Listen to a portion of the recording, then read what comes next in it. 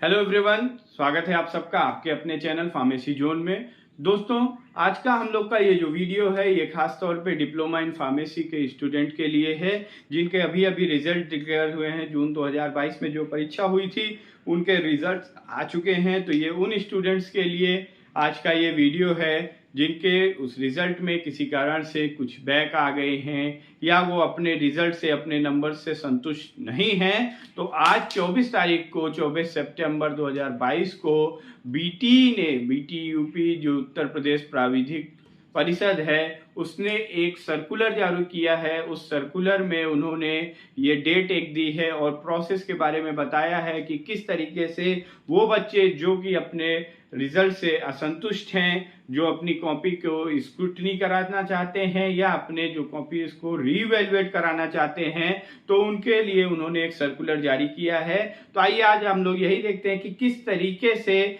हम online apply कर सकते हैं for scrutiny and re evaluation के लिए। अगर आपको लगता है कि आपकी कॉपी सही तरीके से चेक नहीं हुई है या आपके नंबर जितने आने चाहिए थे उतने नंबर नहीं आए हैं, तो आप अपने कॉपी का या जिस सब्जेक्ट में आपको ऐसा लगता है कि सब्जेक्ट में आपको स्क्रूटनी या रिवैल्यूएशन की जरूरत है उसको आप अप्लाई कर सकते हैं। बीटी यूपी ने एक सर्कुलर जारी किया है, एक उन्होंने लिंक ओपन किया है कि आप अपने जिन भी सब्जेक्ट्स में आपको है ऐसा लगता है कि आप अपने नंबर से अनसेटिस्फाइड हैं, संतुष्ट नहीं हैं, तो उसके लिए आप स्क्रूटनी एंड रिवैल्यूएशन कर सकते हैं, फिलअप कर सकते हैं। तो आइए देखते हैं क्या प्रोसेस है, किस लिंक के थ्रू करना होगा, हमें अप्लाई करना होगा। इस पूरी प्रोसेस को जानने के लिए वीडियो को अंत तक जरूर देखें और अगर आपने अभी तक चैनल को सब्सक्राइब नहीं किया है तो रेगुलर अपडेट्स के लिए चैनल को सब्सक्राइब जरूर करें। आइए स्टार्ट करते हैं। तो गाइस ये है हमारा आज का वीडियो। जैसा कि हमने बताया ये डिप्लोमा इन फार्मेसी के स्टूडेंट के लिए है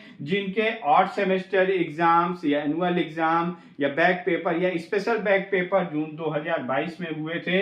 उनके लिए बीटी यूपी ने आज 24 तारीख को एक सर्कुलर जारी किया है कि जो स्टूडेंट्स अपने मार्क्स से अपने रिजल्ट से सेटिस्फाइड नहीं हैं वो स्क्रूटनी या री इवैल्यूएशन के लिए अप्लाई कर सकते हैं। आप सबको बता दें कि स्क्रूटनी में आपके जो नंबर्स होते हैं, जो उन नंबर्स को रिकाउंट किया जाता है कि कहीं नंबर के काउंटिंग में तो गड़बड़ी नहीं है, और रीइवैल्यूएशन में आपकी कॉपी का फिर से मूल्यांकन होता है, फिर से कॉपी चेक की जाती है। तो आप आइदर स्क्रूटनी या रीइवैल्यूएशन के लिए अप्लाई कर सकते हैं। इसके लिए आपको बीटी यूपी की एक वेबसाइट है उस पे जाना होगा। वो वेबसाइट है हमारी, यहाँ पे आपको दिख रही है www.result.bteupexam.in।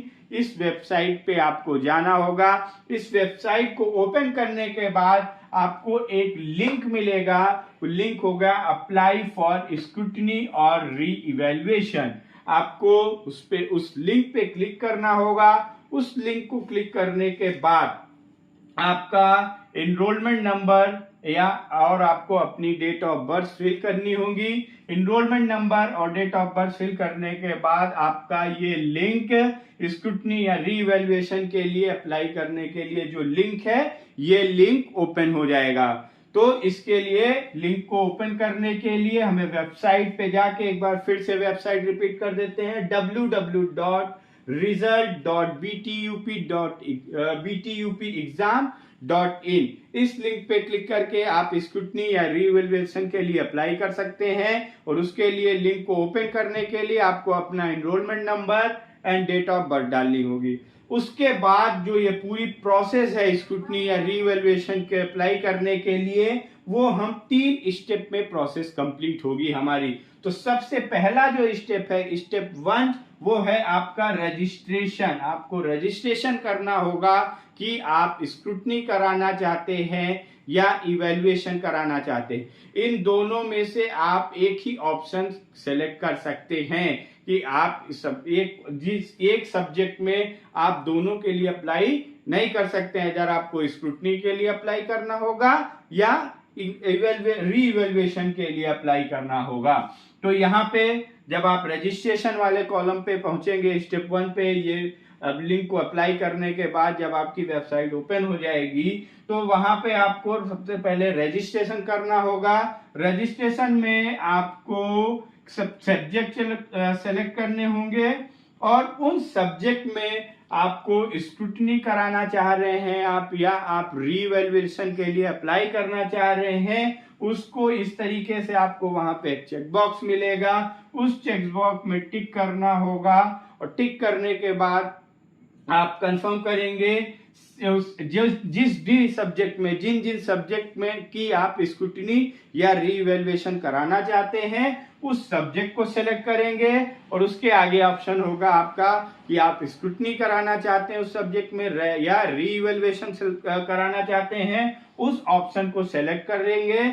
ऑप्शन सेलेक्ट करने के बाद आप सेव करेंगे, अपनी जो भी आपने एंट्री फिल की है उसको सेव करेंगे एंड सेव करने के बाद वहां पे एक प्रिंट बटन दिया होगा जिसको प्रिंट करके आप अपनी एंट्रीज का एक प्रिंटेड प्रूफ ले सकते हैं। तो स्टेप 1 है हमारा और आपको इसे बहुत ही सावधानी पूर्वक भरना होगा।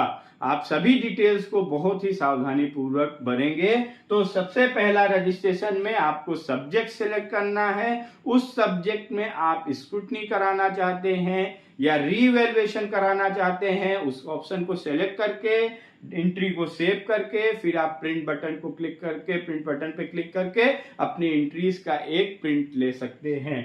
देन इस ऑप्शन को फिल करने के बाद मीन्स कि हमें रजिस्ट्रेशन करने के बाद जिस भी सब्जेक्ट का स्क्रूटनी इवैल्यूएशन रीवैल्यूएशन कराना है उसको रजिस्टर करने के 24 घंटे बाद 24 आवर्स बाद आपको एक ऑप्शन मिलेगा जो आपके लिंक पे इस लिंक पे जाएंगे, अपना enrolment number and date of birth डालेंगे तो आपका ओपन होगा वो पेज।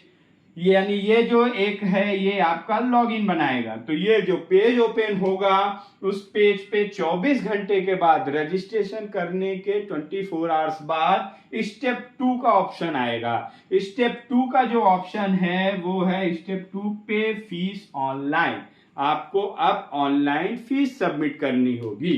तो ऑनलाइन जो फीस है वो सब्जेक्ट स्क्रूटनी की जो फीस है पर सब्जेक्ट वो है 60 रुपीज एंड रीवैल्यूएशन की फीस है 500 पर सब्जेक्ट। ये जो फीस दी हुई है यहाँ पे ये पर सब्जेक्ट फीस है कि आप एक सब्जेक्ट अगर आप मान लीजिए 2 सब्जेक्ट की स्क्रूटनी कर रहे हैं तो 60 × 2 120 रुपीज आपके लगेंगे। तो उसके बाद जब आपका ये ऑप्शन आएगा उस स्टेप 2 पे आप जाएंगे तो सबसे पहले आपको टर्म एंड कंडीशन वाला पेज मिलेगा। टर्म एंड कंडीशन पढ़ने के बाद उसको जब आप एक्सेप्ट करेंगे, एक्सेप्ट करने के बाद कंफर्म करेंगे, देन आप नेक्स्ट जो आपका पेज खुल के आएगा वहां पे आपको एनरोलमेंट नंबर और अपनी डेट ऑफ बर्थ फिल करनी होगी। फिर फर्दर आप सबमिट बटन पे क्लिक करेंगे, देन आपको प्रोवाइड डिटेल ऑफ पेमेंट का ऑप्शन आएगा। प्रोवाइड डिटेल ऑफ पेमेंट के ऑप्शन को आप जब क्लिक करेंगे, कंफर्म करेंगे, देन आपको वहां पे जो डिटेल्स फिल करनी होगी वो आपको अपना mobile number, date of birth and mail ID submit करनी होगी। उसको सबमिट करने के बाद एक कैप्चा फिल करने का ऑप्शन आएगा। उस कैप्चा को फिल करने के बाद आप सबमिट बटन क्लिक करेंगे। सबमिट बटन क्लिक करेंगे तो नेक्स्ट पेज ओपन होके आएगा हमारा। नेक्स्ट पेज जो ओपन होके आएगा वहां पे आपको अपनी डिटेल्स वेरीफाई करनी होगी एंड ट्रांजैक्शन कंफर्म करना होगा। मींस कि जो जब आप ये सब सारी फॉर्मेलिटीज फिल करने के बाद जब सबमिट बटन पे क्लिक करेंगे तो जो भी आपने डिटेल भरी हुई है वो डिटेल सभी एक पेज में खुल के आएंगी और उस पेज में आप जब कंफर्म करेंगे मींस कि आप अब ट्रांजैक्शन फर्दर करना चाहते हैं तो उस डिटेल को आप सही एक बार चेक कर लीजिएगा कि जो भी आपने डिटेल भरी हुई है वो सभी सही तरीके से खुल के आ रही है कि नहीं और वही डिटेल सही जो आपने भरी है वही डिटेल्स उसमें हैं कि नहीं। तो उसको फिर आप कंफर्म ट्रांजैक्शन करेंगे तब आपका मोड ऑफ ट्रांजैक्शन का ऑप्शन आएगा। मोड ऑफ ट्रांजैक्शन के ऑप्शन में अलग अलग तरीके के ऑप्शंस आएंगे। नेट बैंकिंग के ऑप्शंस होंगे, डेबिट कार्ड के ऑप्शंस होंगे, यूपीआई के थ्रू आप पेमेंट कर सकते हैं। और ये तो आपके हो गए कि इंटरनेट बैंकिंग, आप डेबिट कार्ड से कर लें, यूपीआई से कर लें, या अगर नेट बैंकिंग का ऑप्शन है तो। अगर कोई स्टूडेंट ये तीनों ऑप्शन मीन्स ऑनलाइन पेमेंट नहीं कर पा रहा है तो उसको इससे एक चालान प्रिंट कराना होगा। यहाँ पे एक प्रिंट चालान का ऑप्शन आएगा। उस चालान को प्रिंट करके वो फर्दर बैंक में जाके ये जो भी फीस है इसे सबमिट कर सकता है और उसकी डिटेल को यहाँ फिल कर सकता है। तो जो स्टेप 2 है ये है पे ऑनलाइन फीस। इस तरीके से आप ऑनलाइन फीस को सबमिट कर सकते हैं। देन जब ये आप प्रोसेस सही ढंग से कर लेंगे, आप फीस को ऑनलाइन सबमिट कर देंगे, तो इस स्टेप 2 को कंप्लीट करने के फिर 24 आवर्स बाद, 24 घंटे के बाद आपका जो ऑप्शन खुल के आएगा वो है स्टेप 3। स्टेप 3 में जो ऑप्शन आएगा वो आएगा after fee submission take receipt of payment.